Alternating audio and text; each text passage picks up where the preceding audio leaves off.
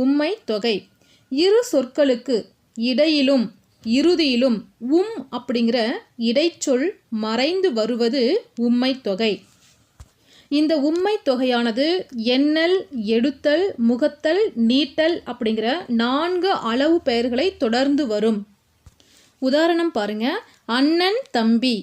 இதை எப்படி விரித்து பொருள் கொள்ள முடியும்?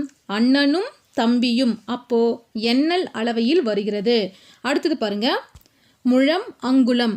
இது எப்படி விரித்து சொல்லலாம்? முழமும் அங்குலமும் அப்படின்னு நீட்டல் அளவையில் வருது.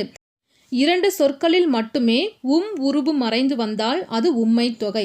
அதுவே 3 சொற்கள், அதாவது 2க்கு மேற்பட்ட சொற்களில் உருபு மறைந்து வந்தால் அது பன்மொழி தொடர் என்று அழைக்கப்படுகிறது. உதாரணம் பாருங்க. சேர, சோழ, பாண்டியர். இதை எப்படி விரித்து பொருள் கொள்ளலாம்? சேரனும் சோழனும் பாண்டியனும். அப்போ இது பன்மொழி தொடர்.